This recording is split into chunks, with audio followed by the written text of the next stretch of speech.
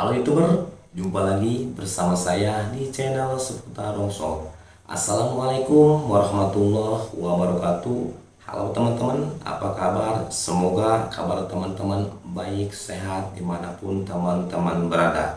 Oke teman-teman, di kesempatan kali ini saya akan berbagi tip ya, cara bagaimana jadi ilmu ya, atau ilmu usaha. Karena kemarin ada yang komen bagaimana sih ilmunya. Di sini saya akan sedikit menjelaskan ya, semoga ada manfaatnya ya. Oke teman-teman, kita lanjut ya ke topik kita. Ilmu dalam suatu usaha itu boleh teman-teman tanyakan kepada Pak Kiai atau kepada yang sudah berprofesional ya. Jadi selain ilmu di suatu bidang perusahaan itu, ini ilmu yang paling utama sebenarnya ini. Ini ilmunya adalah ya untuk cara usaha ya, supaya bisa maju itu terutama itu adalah di orang tua kita. Jadi mintalah restu, mintalah doa kepada orang tua kita.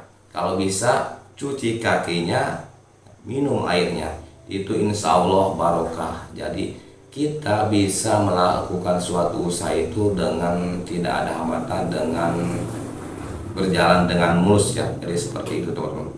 Karena doa dari orang tua itu sangat mujarab ya, apalagi kalau kita sampai melakukan hal yang seperti saya bilang tadi ya, jadi sampai mencuci kaki seorang ibu ya, lalu kita minum itu airnya, insya Allah boleh. Kalau teman-teman tidak percaya, teman-teman boleh tanyakan kepada seorang kiai yang mungkin teman-teman,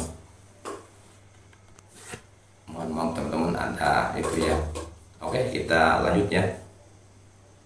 Itu untuk yang pertama. Dan untuk ilmu yang kedua ini sangat sederhana lagi ya, sangat seperti juga. Tetapi ini mungkin bukan materi-materi untuk perusahaan tersebut ya teman-teman. Itu lain lagi, itu ilmu apa namanya ya. Itunya harus kursus itu teman-teman ya. Ini adalah langkah awal ya, atau langkah pertama ya teman-teman. Dan untuk langkah awal ini ya, seperti saya bilang tadi, mintalah doa kepada orang tua. Untuk yang kedua, setelah kita berjalan ya di suatu usaha apapun itu, jangan lupa ya, sisihkan sedikit dari rezeki kita, sedikit dari apa yang kita dapatkan, apa yang kita hasilkan itu kepada anak yatim teman-teman. Karena apa? Karena barokah itu ya, karena anak yatim itu ya menjadi apa ya, bisa membawa kita dalam usaha itu tidak ada hambatan, bisa membawa kita kepada kebarokahan, berkah untuk usaha ya teman-teman. Itu tidak tergantung ya untuk pemberiannya, asalkan kita ikhlas dari hati berapapun itu ya, itu insya Allah ya teman-teman ada hasilnya. Ini saya bukan mengajari ya, cuman ya saya juga sering sharing, sering menanyakan kepada orang tua. Ya kuncinya itu ada di situ teman-teman. Satu, orang tua; dua, jangan lupa ke anak yatim. Kalau bisa setiap 1 minggu sekali ya, setiap hari Jumat sekali itu kita mengeluarkan ya untuk anak yatim. Mau berapa? Mau 1.000 per satu orang, mau 5.000 per satu orang, mau 10.000 per satu orang, mau 50.000 per satu orang, itu nggak apa-apa, nggak ada patokan. Yang penting kita ikhlas dari hati. Tapi setidaknya itu 7 orang anak yatim.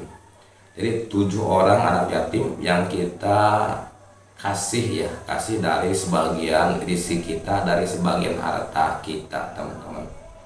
Karena itu saya juga sudah melakukannya, sudah mencobanya. Alhamdulillah teman-teman, itu ada barokahnya ke kita. Jadi itu kita itu mengeluarkan sedikit penghasilan kita itu tidak rugi, bahkan digantinya itu lebih. Dan itu juga jadi menghalang musibah-musibah yang datang ke kita ya teman-teman.